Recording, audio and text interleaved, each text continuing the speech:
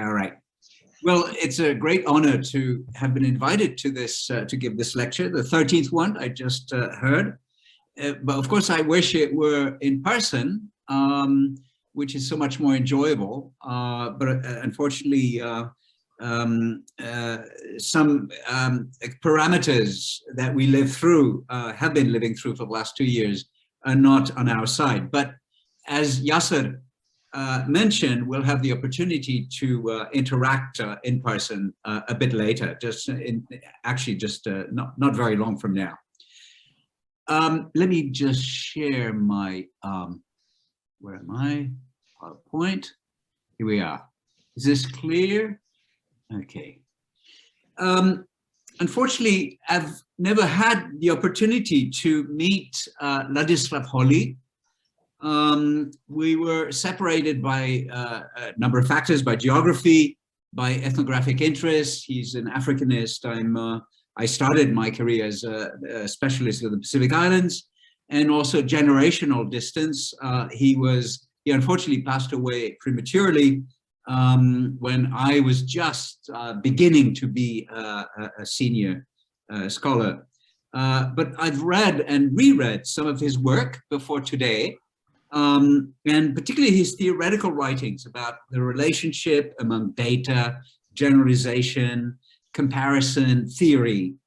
And I was struck actually by its continued relevance for today's anthropology, even though he was writing at a different time. He was writing really on the cusp. He was writing on theory on the cusp of the eclipsing of positivistic anthropology and the rise of what we can call interpretive anthropology. And he was very much concerned with that transition, and I think wrote about it very coherently and very inspiringly. In fact, I was thinking that I would integrate a piece of his writing in the course I'll be teaching in the Institute. And my presentation today will not be concerned with his own work on Africa and so on, but will be concerned certainly with comparison and a certain kind of theory, namely the theoretical tools that we can mobilize to try to understand the contemporary moment, particularly the relationship between structure and agency, if you wish, which Holy was concerned with. Although here I'll be concerned with a kind of structure and a kind of agency which is of a different scale from what he was writing about, as well as the relationship between materiality, particularly the workings of capitalism as it circulates on a global scale and interacts with other structures, in particular structures of reciprocity and indebtedness, as well as subjectivity. So the relationship between this materiality and subjectivity, namely how ordinary people make decisions about their lives and understand their own lives. So this is if you wish, the link that I am making to Ladislav Holy's work. Let me begin with a story of a young man who I will call Michael, who was from Ghana. So in fact, I'm talking about Africa, it turns out. And like many other men of his age and generation, he was facing a very bleak future. Because for the generations that followed Ghana's independence in the 1960s and preceded his, education had represented the country's future. And for well-educated young people, it guaranteed a place in the workforce, and in particular in the country's bureaucracy. Those things had been really pushed by Kwame Nkrumah, the first president of the country. But following economic collapse of the country in the 1980s, the IMF, the International Monetary Fund, the World Bank, and wealthy countries had stepped in with what we refer to today as rescue packages, namely loans.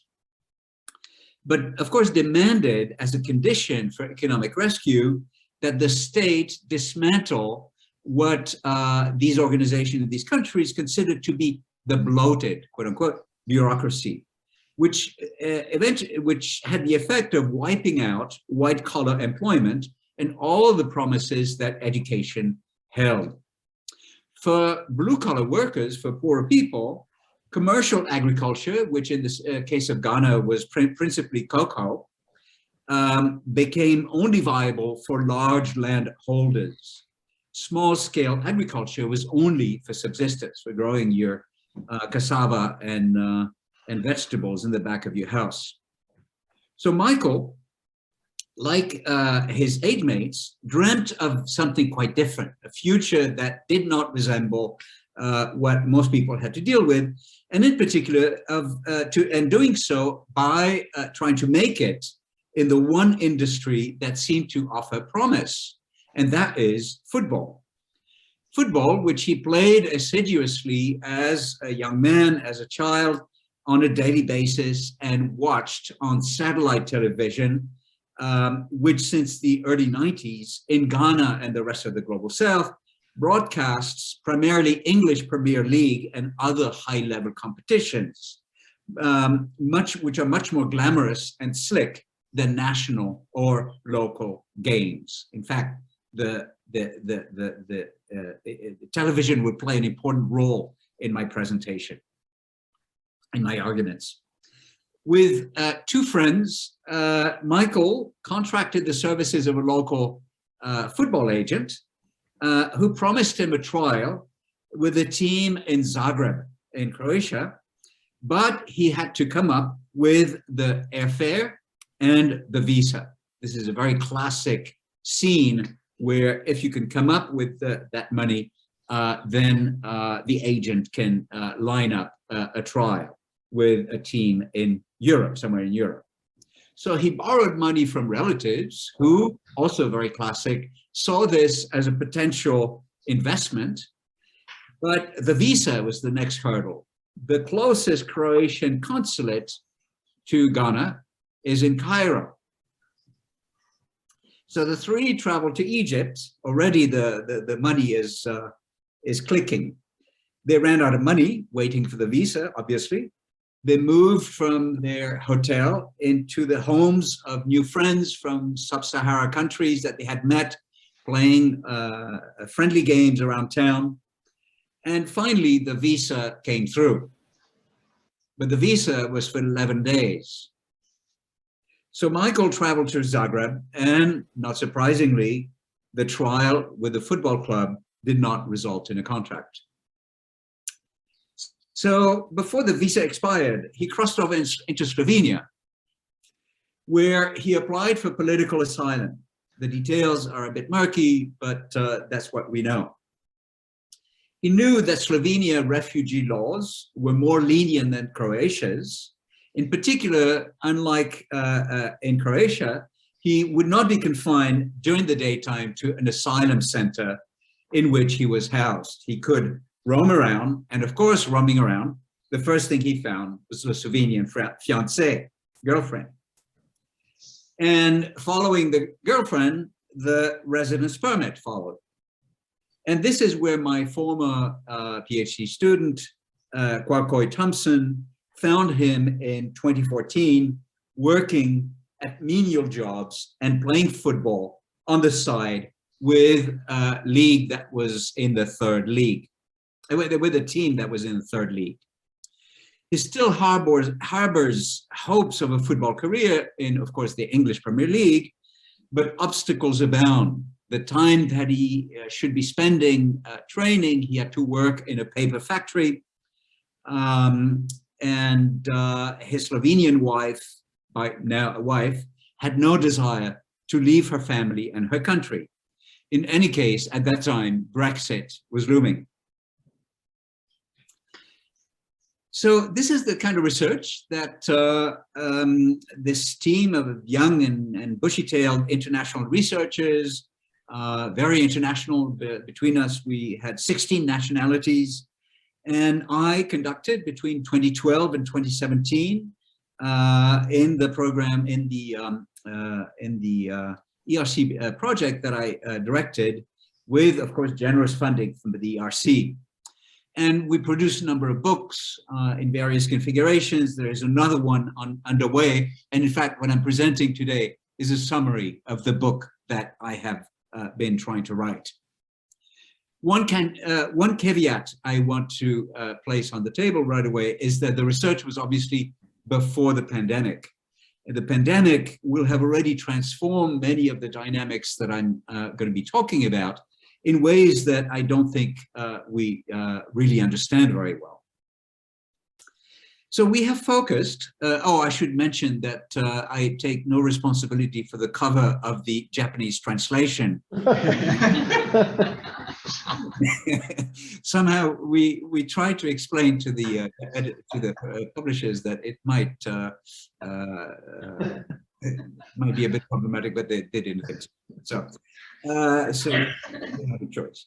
So we focused on how hopes of a glamorous career in the sport industries have transformed lives in various parts of the global south, operating in a broad context of economic collapse and the increasing povertization of many countries, as well as the increasing narrowing down of the future to migration, the effects of which we see on a daily basis in northern countries, the increasing illegalization of border crossing, which also we see intimately, and the transformation of the global sport industries, which I will explain in some detail in a minute. So I see all these things as being interlocked, and that's essentially the argument that I will be making to describe this interlocking. So we've been conducting extensive field research in various parts of the world, and in particular, and on 5 sports. The original ones were football. I add soccer when I present this in the United States, as well as rugby and cricket, to which we added a bit later 2 sports which came with the interests of PhD students, namely marathon running and Senegalese wrestling. I'll be focusing mostly on football, rugby, and wrestling, which is sort of an interesting counterpoint in some ways. The first 4 sports are predicated on migration.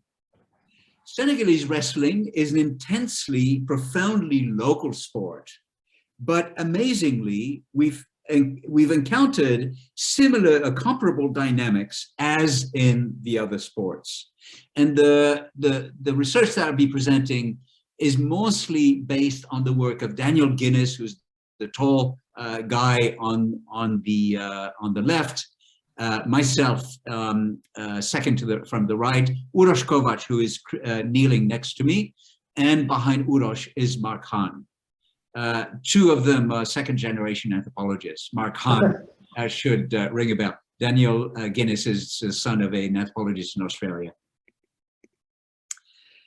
Sorry, I'll stay here. So the research was particularly focused on how the current historical moment all over the world is dominated by what we usually call neoliberalism. So as we know, everybody knows in the room that neoliberalism is principally a political economic system that calls for the privatization of social services such as healthcare, education, transportation, and so on, as well as the reduction of the state's responsibility to its citizens, such as protection of the unemployed, of the ill, of the aged, and the deregulation of markets. And the concept, as you probably all know in Central Europe, is emerged in the 1930s. By the way, not the term, but the concept, the idea of neoliberalism emerged with this guy who was the main actor of the Vienna School of Economics, but Friedrich von Hayek. But it does not become a political reality until the 1980s, in particular with the 2 politicians, Thatcher and her boyfriend, Ronald Reagan. And of course, we all live in neoliberalism today to various degrees and in different forms, depending on the national context in which we're located. In countries where there is no history of social welfare, which is most of the global South, neoliberalism was frequently imposed from the outside, and I'll be giving examples presently. And it has been, since the 1980s, a major cause of the growing inequalities within and among countries. In liberal democracies, the reversal of policies that had reduced poverty in the 40 years after World War II. It has had a profound effect on the citizen worker, who has become a corporate entity responsible for his or her own actions. The poster child, for example, is the Silicon Valley worker, the gig worker. I'm evoking here the work of Ilana Gershon at Indiana University, which you may be aware of. And our work in the Global Sport Project shows how sport becomes a medium through which new ideas of citizenship travel. But also it is constrained by new forms of illegality. So Ghana's economic history is actually not far from unique. It is refracted everywhere in the global South with different variations and different details. But essentially, extractive colonial economic policies until independence had previously encouraged farmers to switch from subsistence agriculture, this started in the 19th century, to monocropping for export to the colonial metropole. So for example, cocoa, I mentioned in the case of Ghana, Ghanaians were encouraged to drop their cultivation of things that were useful for local economies, local survival, and to engage in the cultivation of cocoa.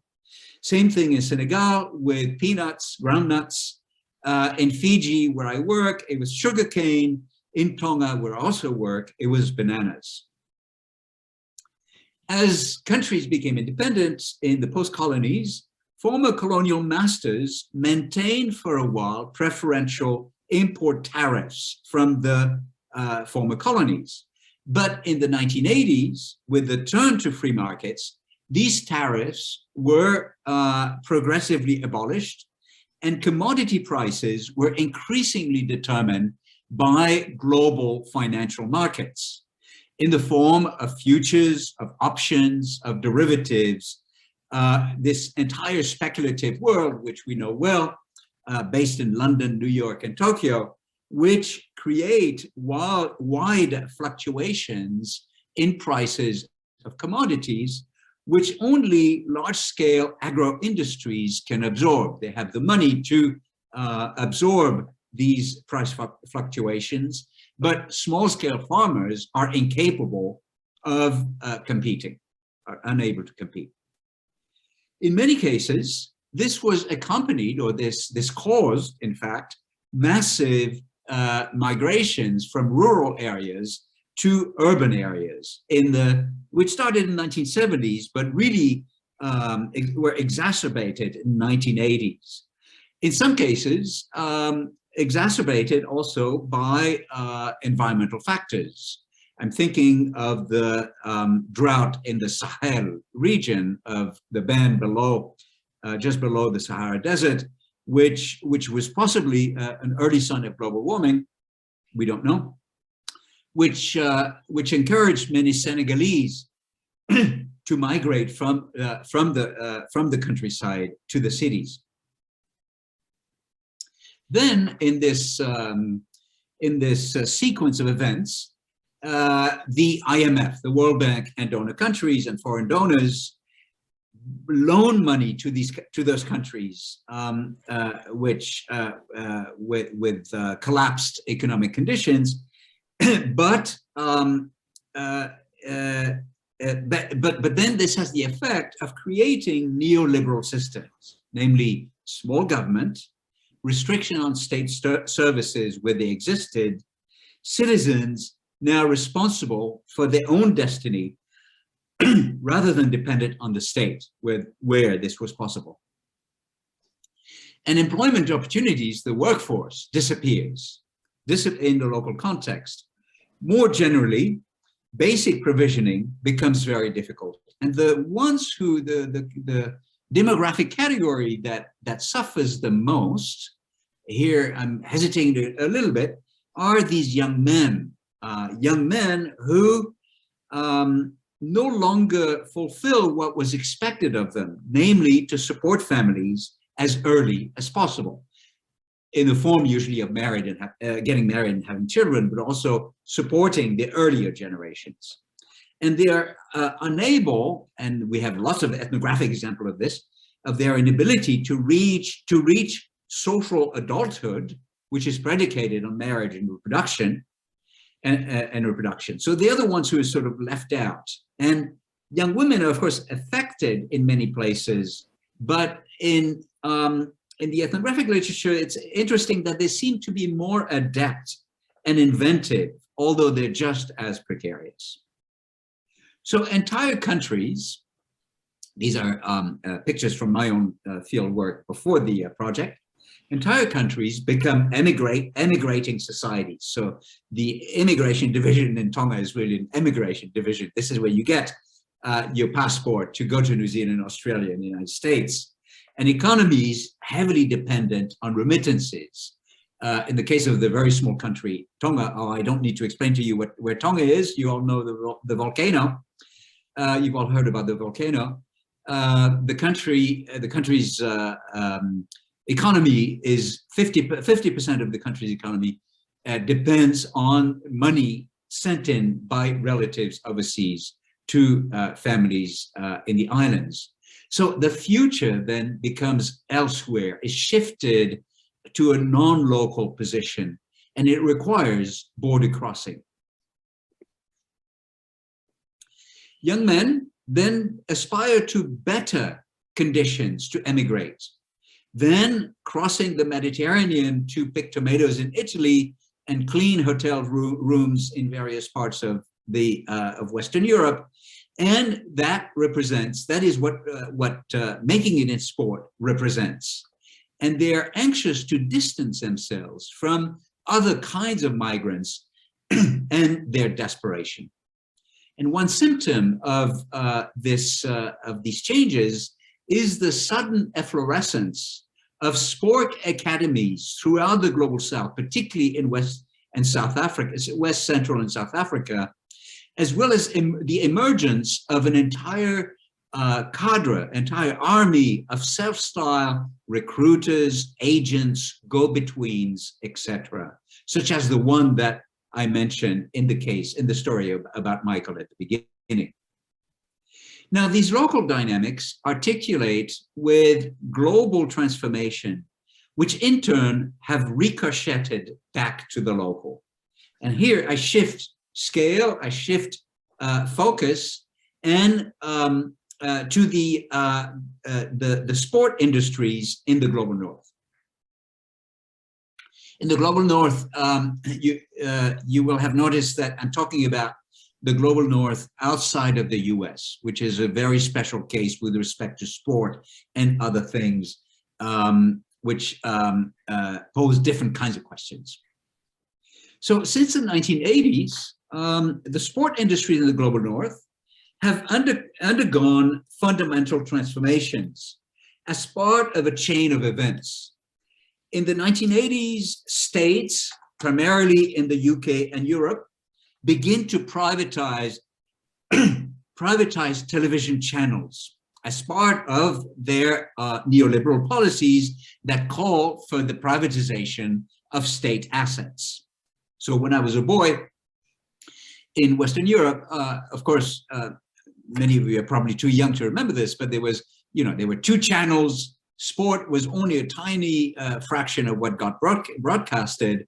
And then in this pivotal moment, suddenly you have the emergence of multiple private channels, increasingly numerous, that need to fill airtime as cheaply as possible. They were commercial enterprises, maximize profit, minimize expense.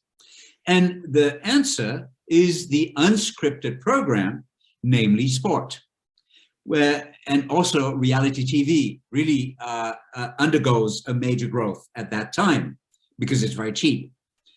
So the poster child is, of course, this terrible man, Rupert Murdoch, who launches in Britain, first in Britain and then everywhere else in the world, his TV channel, originally called Sky B, now known as Sky TV, and several channels of which are dedicated to sport-only broadcasting. And because of deregulation, another neoliberal policy, broadcasting of these programs cross national borders. So why am I mentioning TV? It's because private TV corporations collude with sport clubs and sport federations, as well as corporate sponsors, the tobacco companies and Coca-Cola and so on, that support sport, and creating an exponential rise in the cost of broadcasting rights, of ads, of transfer fees for players, and the salaries of the elite players, but of course, not the rest. These dynamics redefine the athlete as a neoliberal laborer. The athlete has to be flexible, very short contracts, they're very short contracts, extremely mobile, ready to move from one end of the world to the other at a moment's notice, responsible for his success and failures, deeply self-monitoring and surrendering agency about minute aspect of his life. I'm using a male pronoun here for reasons I'll be explaining later, such as food, sleep, work, to experts. Experts, yet another category that arises around that time. So one member of our team, named Daniel Guinness, the big guy, is a former rugby professional, and during his career, he actually experienced these changes and explained them in a very sort of first-hand manner. So sport clubs are now heavily corporatized, mediatized, and commoditized. They're in a cutthroat competition for the next uncut diamond, quote unquote, namely the talented athlete who is yet to be discovered. Of course, the colonialist connotations, leading clubs to seek further afield young talent at its cheapest. In other words, the young man who is discovered on the field somewhere in Africa and brought at that moment, at the time when he understands contracts the least. So the historical concurrence of the rise of neoliberal capitalism and the extraordinary increase in migrations across national borders in sport is no coincidence. Whoops, I'm sorry.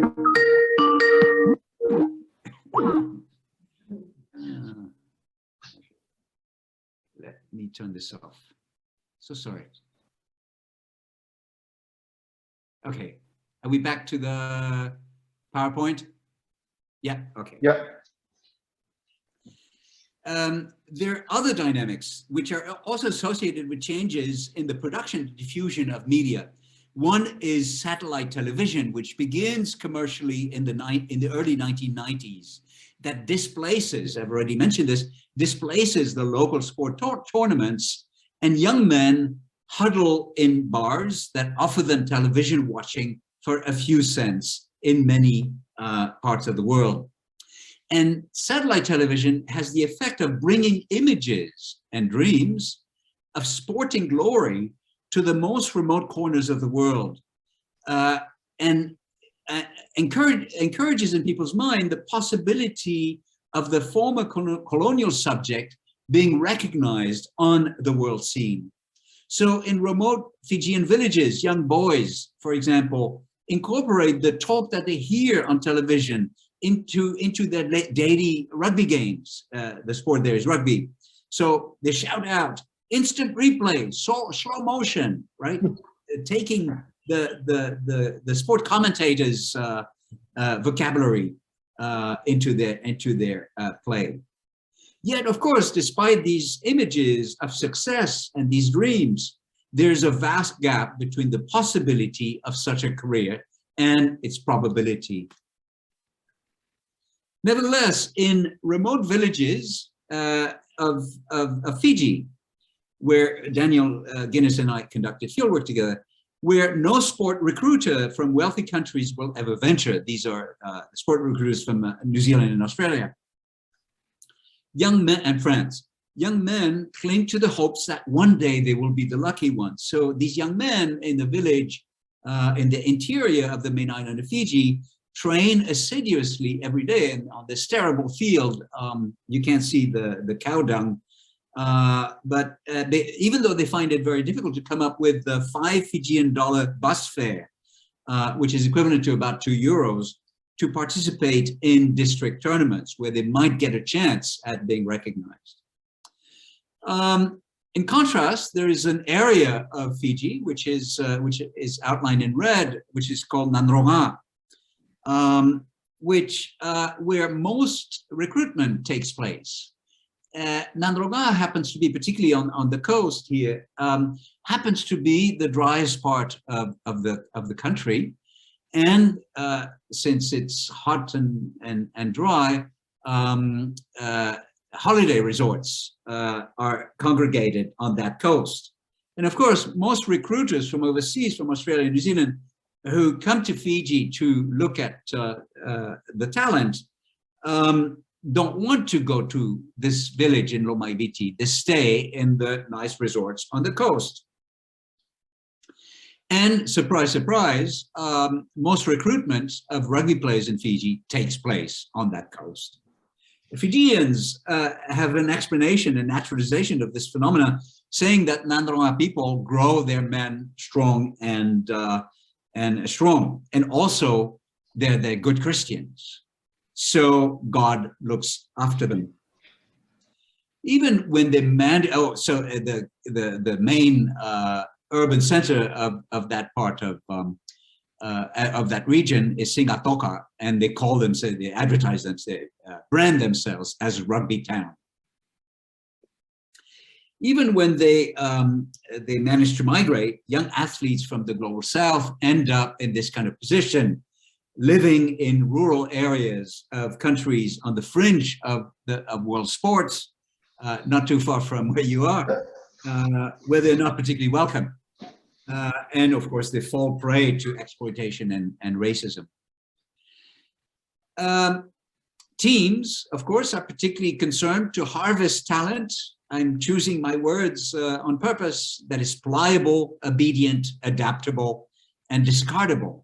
In other words, players that are good neoliberal subjects. So in several of our field sites, this is the very subject that is crafted in a seemingly unrelated field. That is Pentecostal and charismatic Christianity, which, as you all know, is a growth industry in many parts of the global south. This is a person, a subject, who is God-fearing, focused, self-responsible, who places his trust in God, or alternatively, the sport industries, in the optimistic belief that these larger forces will look after them, that wealth and luck will come his way if he is a true believer. This is the fundamental tenet of what is called the prosperity gospel, which is very different from the traditional Christian denominations that we find in the global south until recently, Catholicism, Methodism, Anglicanism, and so on, with their elaborate hierarchical structures that mediate between the believer and God. Here, the believer is in direct contact with God.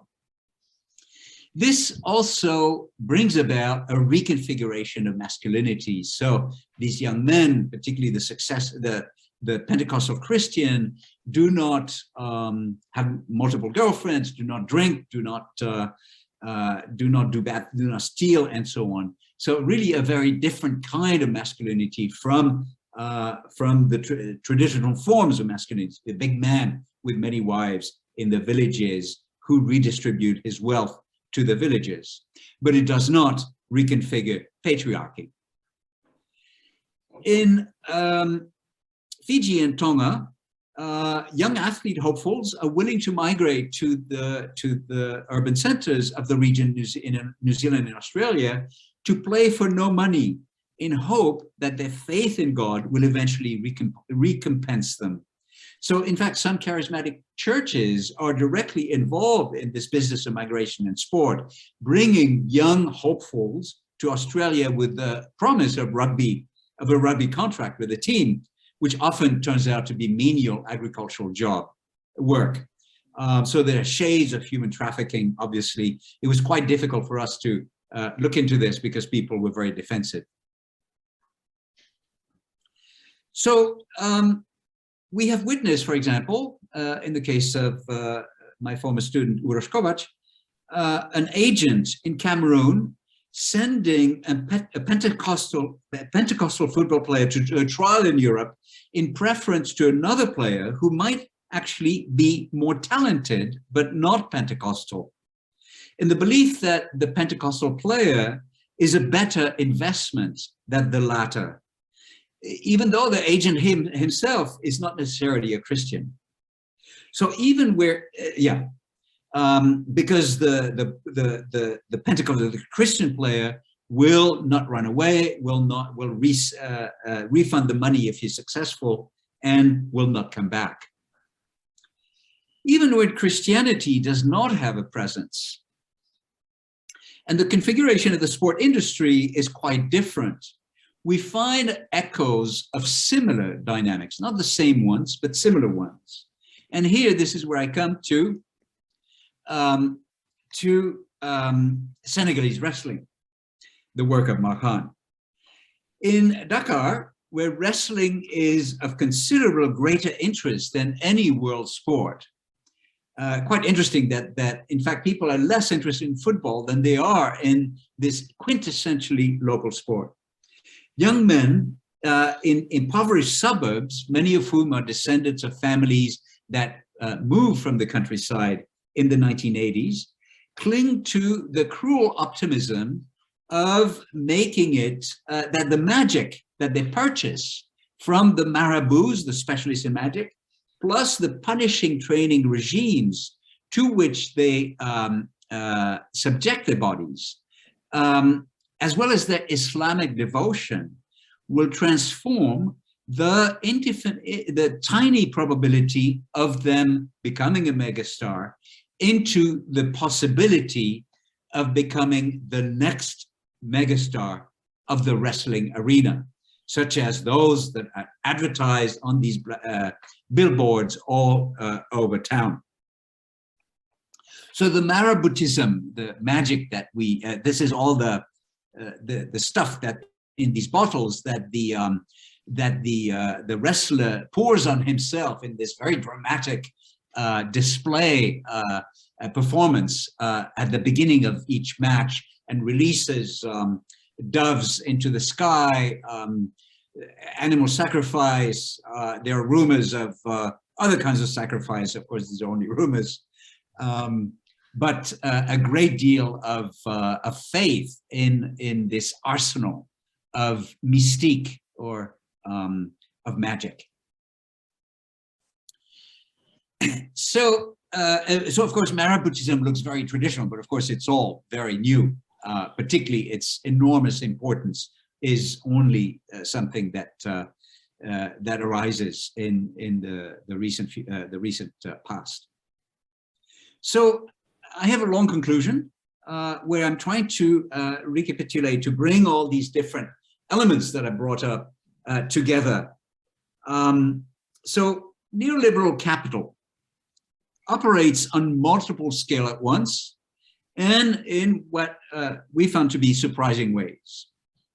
So on the one hand, very classically, what we know, the gutting of economies in general, the gutting of labor markets in particular, that had been previously reshaped by extractive colonialism through global neoliberal policies, which have also reduced the importance of borders for some people and some commodities.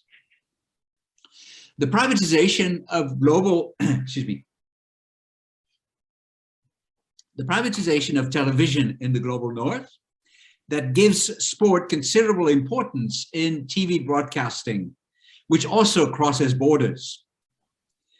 The exponential rise in the money that is swirling around the sport industries and their transformation, the transformation of these industries into capitalist ventures. And this then has the effect of a transnational search for cheap talent in the global sport industries. And the migration that goes with it, migration of talent that happens to be chosen locally, as well as so many people who try the luck going to Europe and other parts of the world to in the hope of a contract. The penetration of satellite television into the most remote corners of the world. And at the same time, in this much more surprising way, the increasing transnational importance of millennial belief systems like Pentecostalism and Islamic-infected Maraboutism, in the case of Senegal, which provide hope in a general context of hopelessness. A reconfiguration of the meaning of the future, but a future that is elsewhere, that is located beyond the local, but also a future that is brief and brutal. Sport careers, even if they take place, if they happen to be a reality, last only a few years. Sport, professional sport, wrecks the body. Surprising to many of us, right? Former players become unwanted immigrants once their career is over. Unwanted immigrants of color in their adoptive countries, if they stay. And if they return to their homeland, they're no longer connected.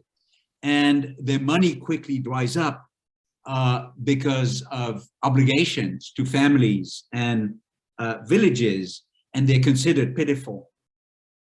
And of course, something I haven't really touched for lack of time, the increasing criminalization of border crossing, which we read about on the daily news, targeting not just aspiring athletes, but anyone without demonstrable skills. And the sport infrastructure makes it very difficult to demonstrate one's skills.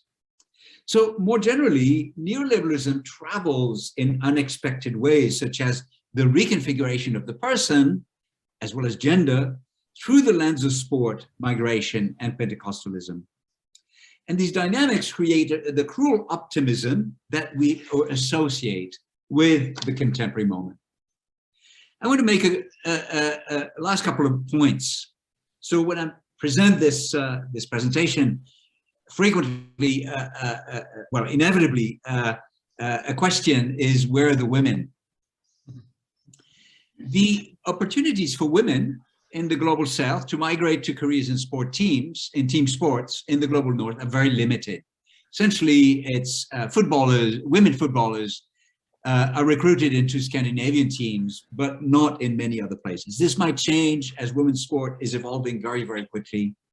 But individual sports like marathon running are much more gender neutral.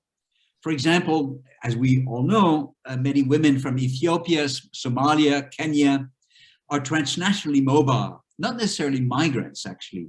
They instead pursue prize money in races, ideally in the Abbott World Marathon Majors, which is the most elite marathon racing series in the world that is held in a circuit of elite cities, New York, Tokyo, Berlin, etc. So here I'm relying on the work of Hannah Borenstein, who is one of the contributors to the Edit collection, the last book that I showed you, who shows in a wonderful chapter that the problem for these women is not how to balance economic productivity in the form of prize money with, the problem is how to balance economic productivity in the form of prize money with social reproduction, namely marriage and children, which translates into a dilemma between being rail thin, which is necessary to be a marathon runner, and being fat, which is necessary to be not just beautiful in those countries, but also to be a convincing mother and wife. The problem that all female athletes, this is a problem that all female athletes face, but it's particularly acute in societies where the range of social roles available to women outside of marriage and reproduction and now sport is very narrow. Women are also involved in sport in other ways, as mothers, wives, sisters, who clean dirty sport clothes and cook food for teams, etc. So in Fiji, Daniel Guinness and I spent time with these wives, with wives in particular of migrant rugby players and former migrants. They tend to be highly educated. They're doctors, lawyers, accountants, because rugby players are desirable husbands who attract desirable wives. The dilemma is different here. So many Fijian rugby players migrate to France, for example, for France and Britain. So the dilemma for these wives is whether to follow the husband to France and spend depressing years not working in a country whose language they do not master and which do not recognize their qualifications, or staying back in Fiji, working as a doctor, an accountant, or a lawyer, but at the same time wondering what the husband is up to, surrounded by French girls who, as we all know, are really hot to trot. So the last point before I conclude my conclusion is that it's not just a global south that where sport monopolizes young people's dreams, but also poor regions of the global north. So the urban ghettos of North America, post-industrial rural peripheries of Europe. So we find similar patterns that need to be compared to what I've presented. So the work of Sari Pietikainen in Finland, for example, who documents in another chapter in the edit volume, boys in rural northern Finland, which is actually quite poor, who dream of becoming the next ice hockey star, and from there move to Canada. I will end with one last story, a last vignette. I'm looking at my watch, time is running. And this concerns someone whose name is Isili Temo, or was, who was one of several hundred Fijian players who had forged careers in French rugby. I had met him briefly in 2016 on the occasion of a friendly game between former French national team players in a very small town, that the Fijians were playing against former national team players, French, in a very small town in the department of Les Landes in southwest France. He was playing for the small town of Tarbes in the southwest, which had a third level team, a third league team. It was probably not earning a lot of money. He had been injured and he spoke very little French, so he was really in a real predicament. After dinner that followed the game, instead of partying with the French, and to the French people's consternation, the Fijians retreated to the campsite to ritually drink the traditional drink of Yangona, kava, and hold a meeting about their common problems. Money not coming through, agents not being truthful, isolation, depression, children, etc. A few months later, Isili, who is somewhere in the background, he was sort of low-ranking in this group, so he's in the back. He had returned to Fiji on his annual leave to visit his wife and children, and found an unpleasant domestic situation. He got back to Tarbes alone, and he hanged himself in his apartment on November 8th, 2016. Such is the price that migrant athletes from the global south have to pay in the context of global inequalities that also nurture hope. Thank you very much.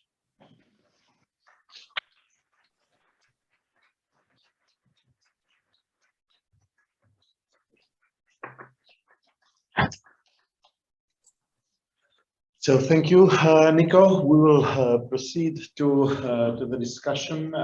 Please, those who are online, I need someone to follow actually the Zoom people. Could you please? Yeah.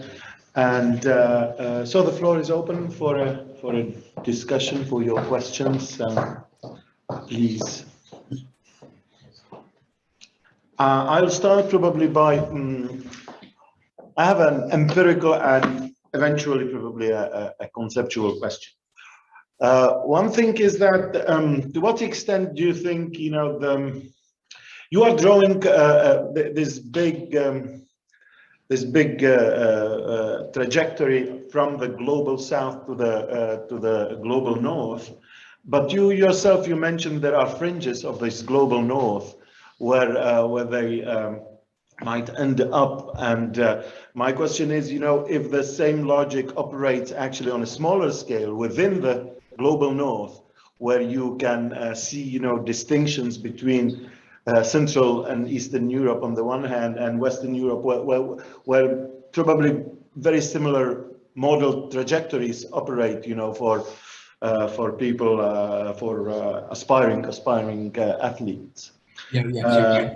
That's one question. And the second question is, the effects of this long-term, now already a long-term structure or infrastructure of global sport, and the impact it had on changing the nature of the sports themselves, and the bodies of athletes, and how local sport athletes cope with the competition with the sportsmen from the global south.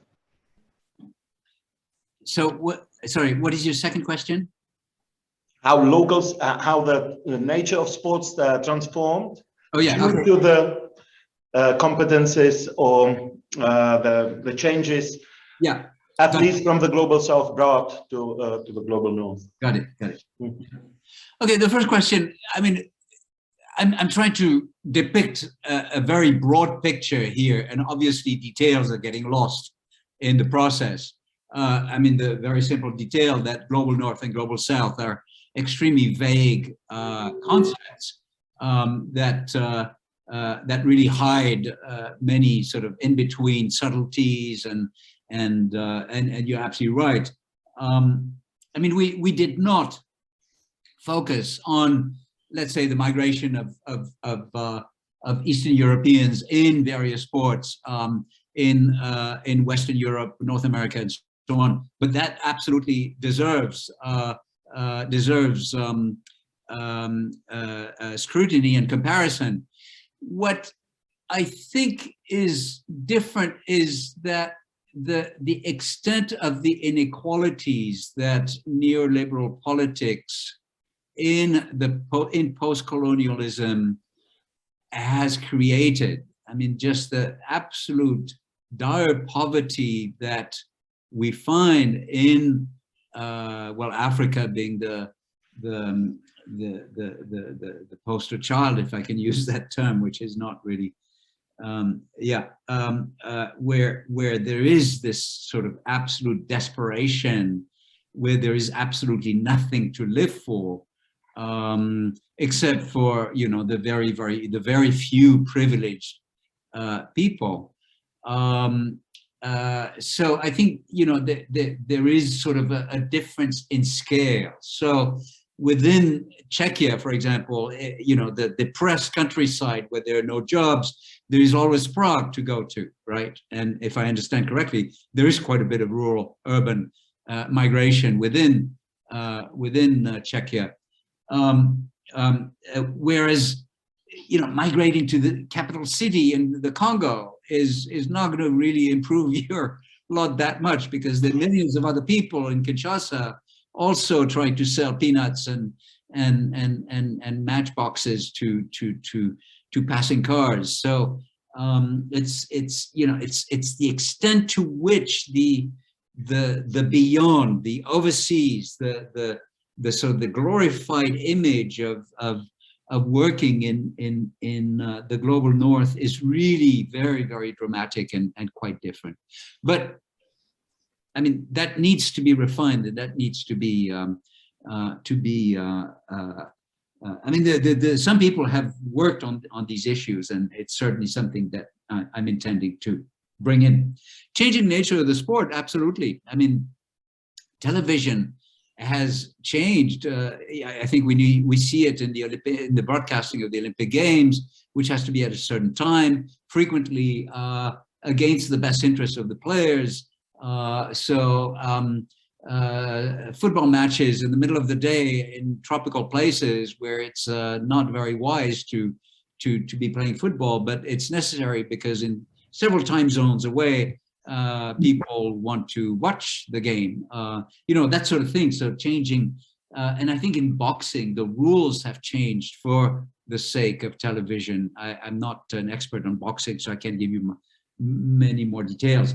Well, the rise, one example that I know well is the rise of rugby 7. In other words, you know, rugby is a very lengthy game, in some ways quite boring. It's 90 minutes. But someone or a group of people in Hong Kong a few decades ago decided to have a much faster game, which is, I think, 12 minute long, and only involves 7 people. 7 players on each side.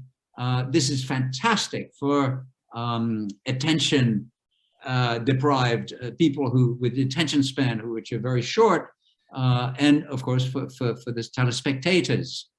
So you have new sports that are emerging that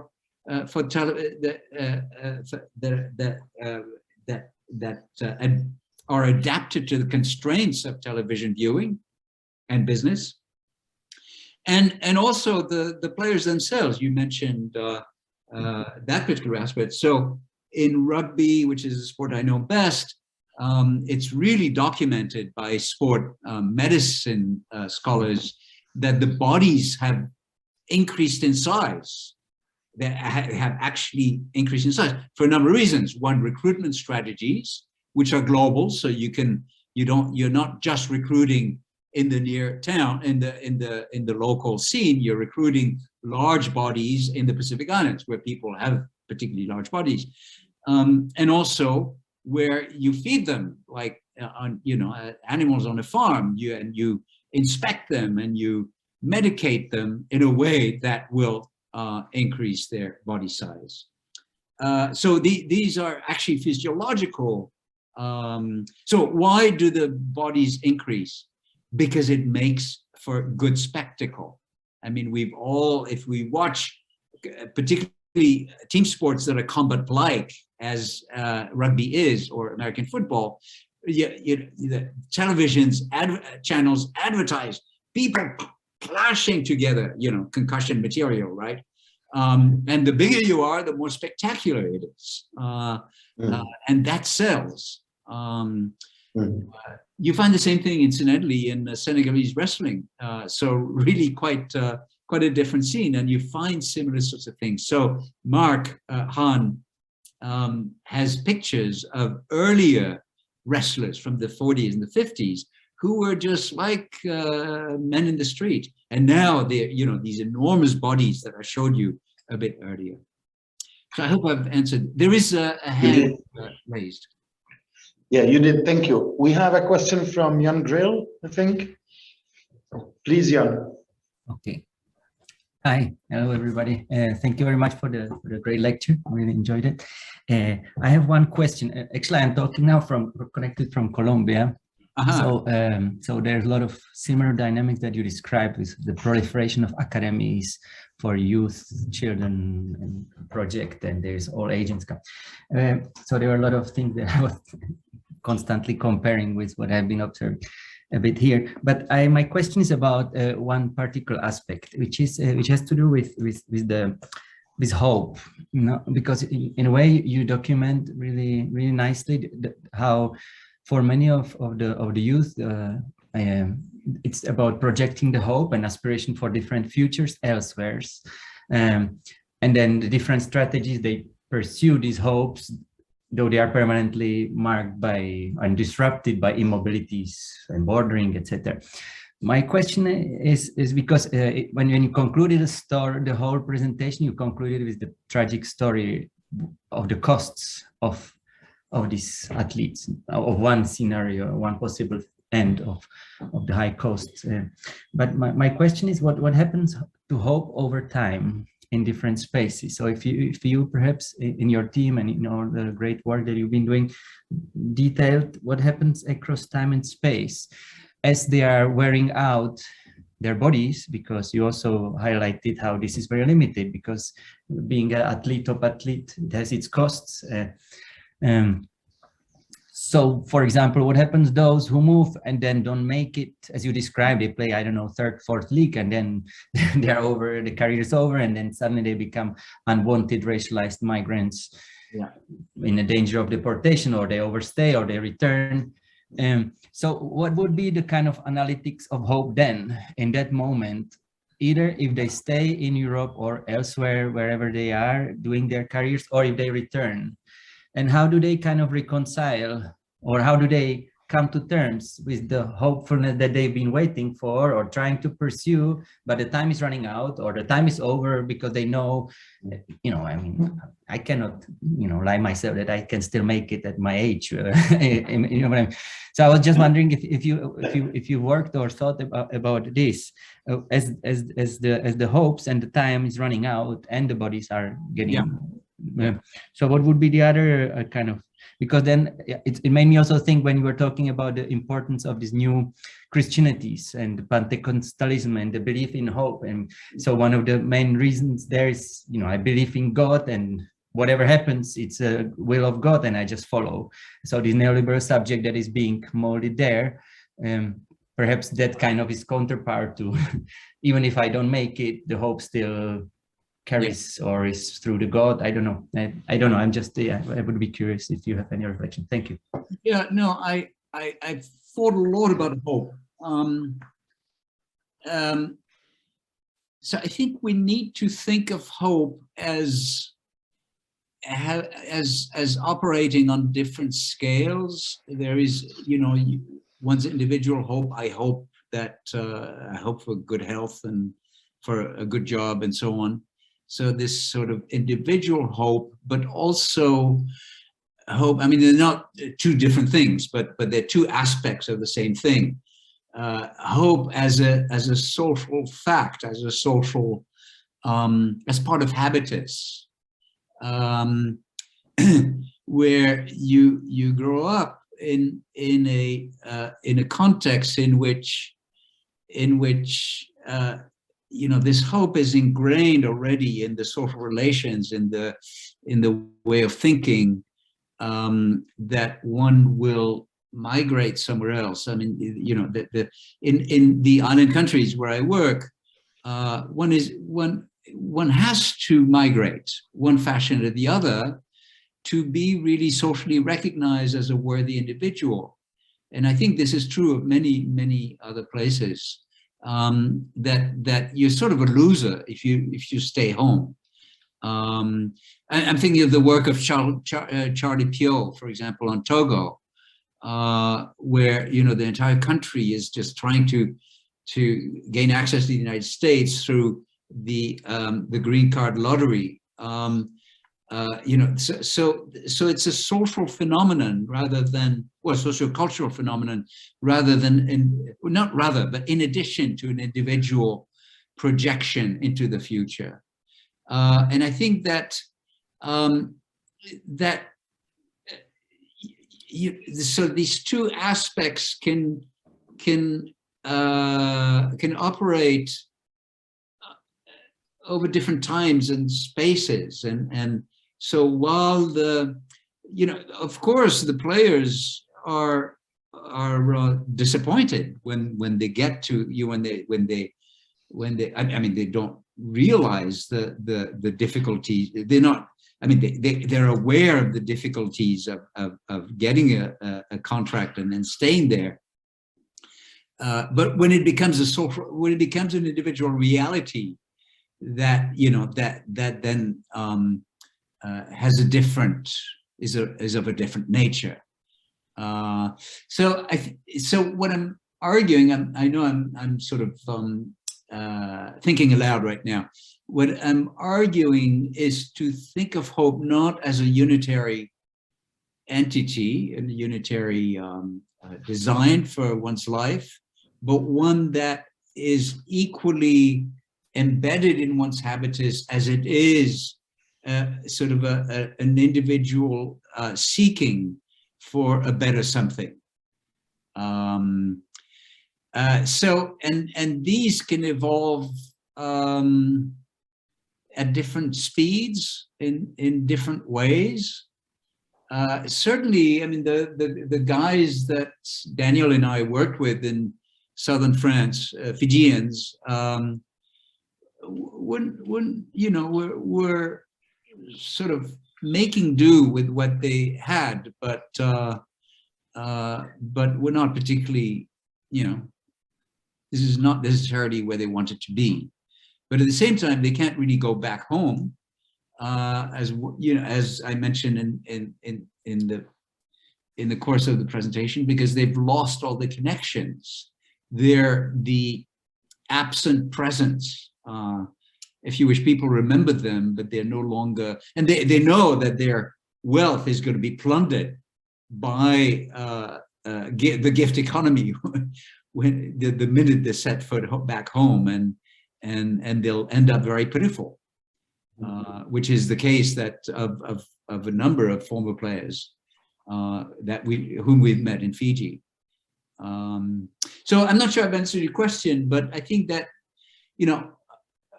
hope is a fairly complex phenomenon, and looking at careers at the other end, the beginning end of the beginning of careers. One thing that has really preoccupied us is the ideology that of young men who know that the probability of actually making it is absolutely tiny, and yet continue to hope for this probability to turn into that they'll be the chosen one.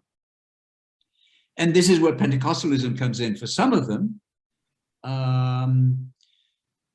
But it's a little different. I mean, we found it actually quite difficult to understand. They know that just hurling yourself through the desert and reaching Morocco and trying to get into Spain is so unlikely to happen, and yet they still do it. Thank you. Thank you.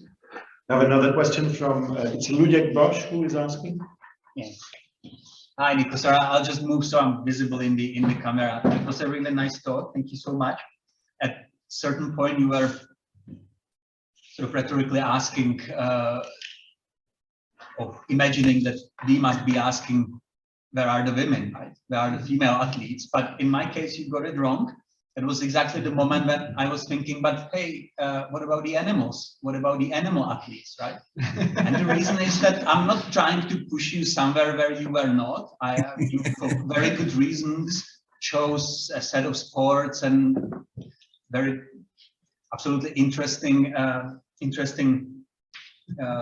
situation of interplay between global south, global north, and sport industries and all that. However, and here I would say that it's a perfect timing actually of this lecture, given the Olympic Games and the recent development in the ice figure skating, that we all willingly or not follow a bit. The story that you told us is very much about disposability of people, which is not acceptable, about reducing them to bodies, about robbery of agency to a degree, or maybe of humanity, right? And I thought that exactly for that reason, it might be interesting, even if it's just a, thought experiment, to include into your analysis some sports that include animals or that are exclusively about animals, because it would give you a sample of a context where those barriers simply don't exist. You've been describing situations where the bar of compassion, of respecting certain things is being lowered and lowered, probably somehow over the last 3 decades. But there are other contexts where this bar actually is going a little bit up because of animal rights pressures and so on. So slightly different starting point, slightly different trends, and perhaps it might give us a different light. It's more of a commentary, right? But I'm not sure whether it helps. But oh, that's fascinating. I've never had that question before. Other animals. Yeah, so this is, I never really thought about, well, I have thought a little bit when I was writing the book on, co-writing the book on the anthropology of sport. We talk about the classic anthropological works on sport that involve animals, such as Buzkaci in Afghanistan. If you remember, a student of Turner wrote one of the few full-scale ethnographies of a sport, namely this horse game slash sport in Afghanistan, which is similar to polo, except you don't use a ball, you use a goat carcass, or the head of a goat, I think. It's a carcass, actually. So it's yeah, animal rights probably are not involved in that sport. That's very interesting. So dogs. What are the sport that involve animals? Obviously, horses, dogs. Roosters. Which one? Roosters. Roosters. Yeah. Clifford Geertz. Depends how you define sport, I guess. Right? Sure. Or animal. Yeah. Do they migrate? Oh, they migrate a lot, and like top animal athletes are extremely mobile as well, right? Horses, fly, right. Yeah, horses especially. They fly first class, and Yeah, Middle East. Lots of money involved. Yeah. And yeah, so it's a provocation, but I believe there is a base to it. I like the provocation. What questions? Please, Markéta Slavková is asking. Thank you very much also for a very interesting and inspiring lecture. I also very much enjoyed it. And perhaps I don't have a clear question, it's more of a comment, but also a little bit, like Jan Gehl, I was kind of thinking about my own fieldwork, which took place in the Balkans, mostly in Bosnia and Herzegovina. And there is so many striking parallels. And I'm mentioning this to perhaps kind of maybe like complicate or like to show that the division between global north and global south is very unclear. So my experience is from countries which are located in Europe, but they belong to one of the poorest economies in Europe, and they belong to one of the countries where the brain drain is one of the highest in the world. So they will be probably like, you know, the numbers will be similar to what you've been describing.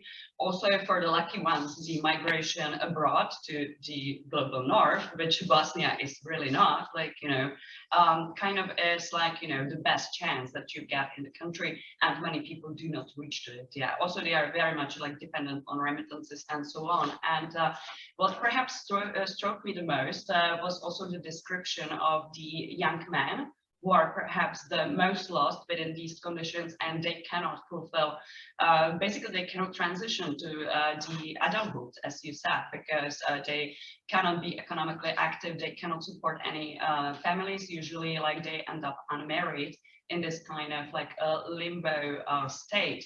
And perhaps sports are very important there, like I guess at the top level as well, especially football, but also fighting. One of my like friends, for example, is quite a famous freestyle fighter. And yeah, but I mean, it resonated a lot what you've been saying about actually the kind of professional care of the body, and you know, like really like building up the mass and like, you know, kind of showing it. So yeah, I'm not quite I don't think that they got so many sports opportunities, like especially on like in a smaller regions. There is not as many sports clubs, so perhaps like the young men don't like look up to that as the whole.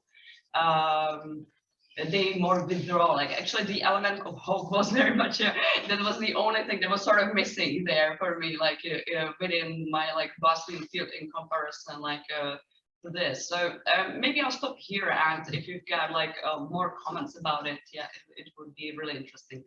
Yeah, that's great. You said Bosnia, right? Bosnia mainly, but it's also Croatia, Serbia, let's say North Macedonia also faces problems. Yeah. Well, certainly Stef Janssen has been working on hope in Bosnia. He gave a wonderful keynote at the Palestinian Society of Anthropologists just a few weeks ago, precisely on this topic of hope in Bosnia. Yeah, I mean, I think one thing that your remark brings up, I think, which is, I think, very important, is the fact that these sport migrations need to be understood in a larger context of migrating. And I mean, a very simple, a very straightforward manifestation of this is that a lot of the young men, if they can make it in football or whatever else, that's fine, but they'll settle for other things as well.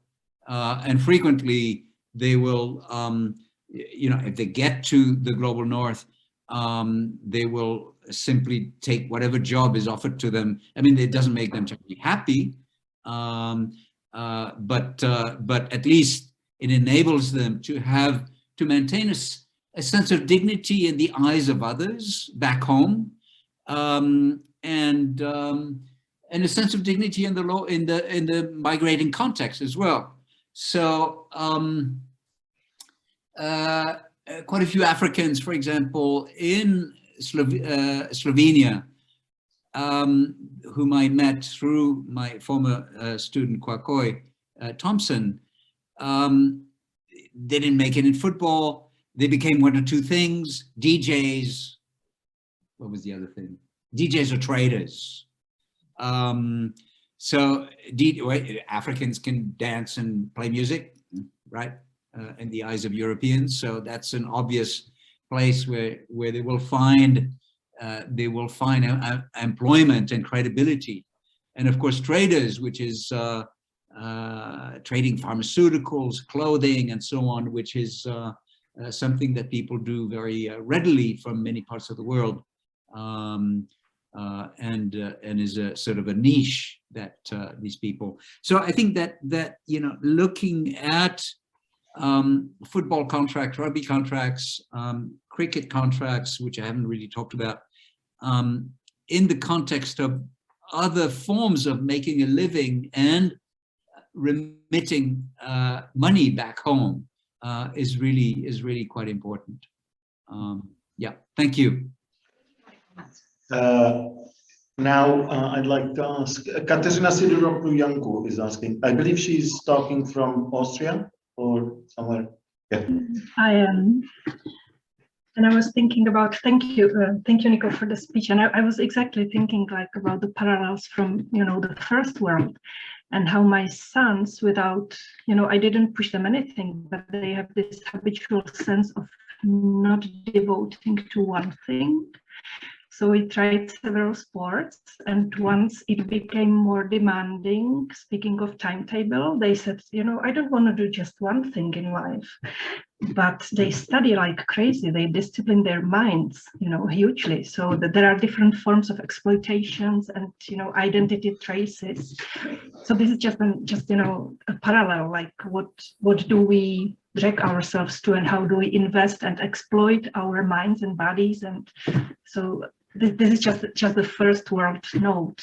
But first and foremost, thank you very much for the lecture. I really did appreciate this very critical start of this post-colonial exploitation story. It was, you know, for me, it was quite an important part of it, because we have this post-colonial discourse that speaks about justice and sensitivity, and with, you know, more structural look at it economically, you kind of, this is how I heard it, you kind of said it, you know, it didn't end. It's just, you know, this exploitation moved elsewhere. But and then I was a little bit like sorry that it was not the first time I've heard really interesting from anthropologists of sport, because I'm not a sportman. My first reaction is always, okay, sport, whatever, I will listen. And about so many other interesting things. So I just want to give you a reflection. Like for me, it was more, or what I enjoyed listening and analytically kind of, you know, dragged to was this individualized, iconic celebrity world, because before it was top models, and this kind of ended with, you know, the change, maybe emancipation change. Somehow it became not tasteful to discipline young ladies' bodies too much. And then we have this music celebrity icons. So now it's sports stars. And my question is, maybe, you know, 15 years from now, it will be distasteful to over-discipline your male body, and will something else come, or will, you know, the post-celebrity cultural and exploitation models will come, because this is what I've heard, and this linkage of sports and television, this is very important in my understanding, and this is, you know, what makes this celebrities, and celebrity is exactly this possible but not probable model for, you know, disciplining yourself towards something which you by very little change may become. So for me, it was a speech about this like exploitation model supported by pop culture and, you know, liberalized economical models. So I don't really have a question. I just wanted to thank you and share my thoughts. And I see you hear me wrong, so I will switch. Yeah, actually the connection is not very good, so. Yeah, I didn't hear everything, but I think I'm really sorry. Yeah, you know, Austrian internet is not.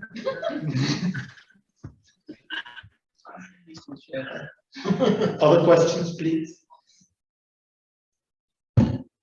Daniel Sosna. Well, first of all, thank you very much for interesting presentation. I have a question about the relationship between race, maybe some stereotypes and prejudices that, especially in the countries where these predominantly dark-skinned athletes migrate. Have you or your team members observed any kind of effects on these stereotypes because of the movement of these athletes? Because I assume that, generally speaking, for example, here in Central Europe, we want, or not we want, but the football fans and the team owners and coaches want these guys because they are powerful and fast, maybe very skilled with the ball, for example. But there might be some stereotypes about their, let's say, capacities in terms of economic rationality. So have you observed any case where these guys kind of outsmarted the immigration officers or the owners or the managers in football that kind of had effect on the stereotypes that these people, for example, in Europe have?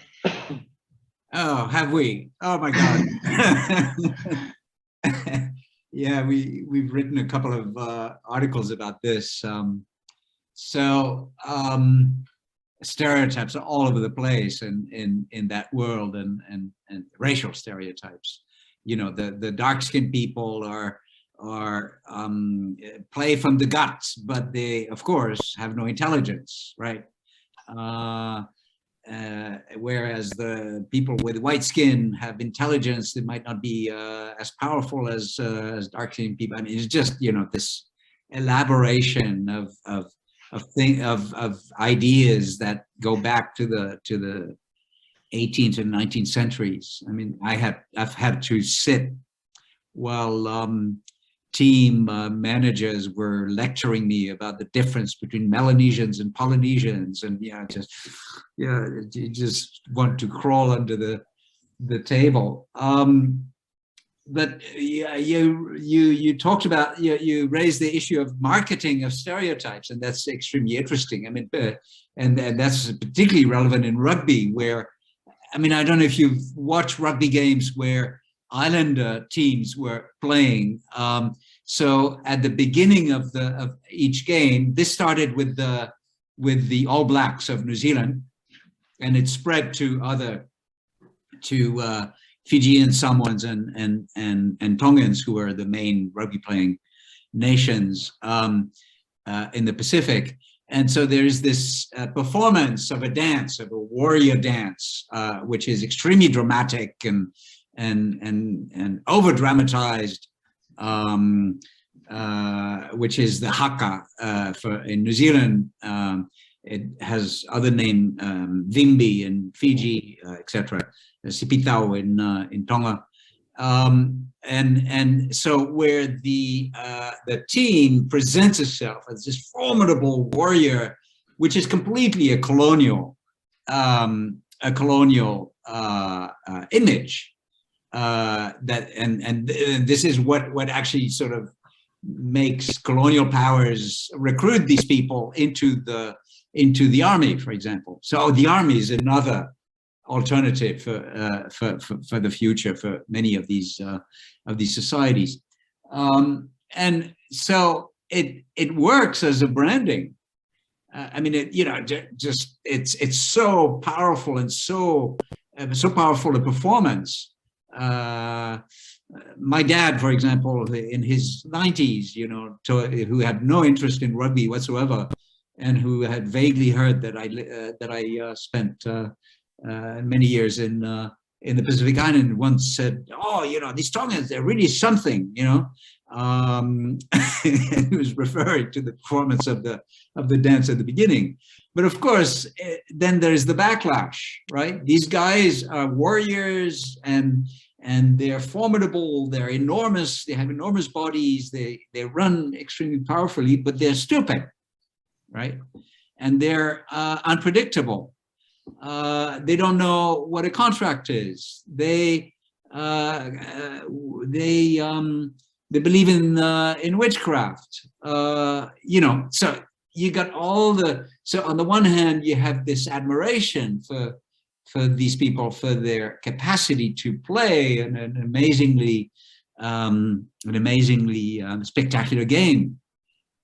But at the same time, that's the obverse of that coin, is just all the stereotypes that date back to the 19th century that emerge and that become really problematic in the context of training, for example.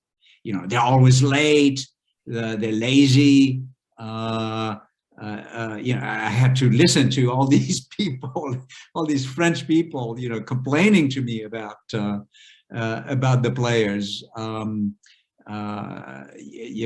There's a very famous Fijian player who is now a bit of a wreck, actually. Rupenida Vladimbuda. I've never met him personally, but this guy had the story that I heard, and is almost like a legend. He had gone back on leave to Fiji, and 3 months later he hadn't come back, and we had to send someone from where was he playing? Agen, I think. We had to send someone and who found him coming back from fishing. So he had forgotten that he had to come back to France to play, and then he wrecked a number of cars, and just so. But at the same time, the islanders themselves actually encourage the stereotypes that is associated with the positive stereotypes that is associated with these negative ones. So yeah, I mean, this play of stereotypes is stereotypes sell, and then they stigmatize. Thank you very much, Niko. Thank you, everyone, for your question and taking part in this debate. I hear we have to actually stop here because we are being thrown out of the building now. And thank you, Niko, again, and looking forward to meeting you soon. Thank you for inviting me, and it was a pleasure. Bye-bye. Bye-bye.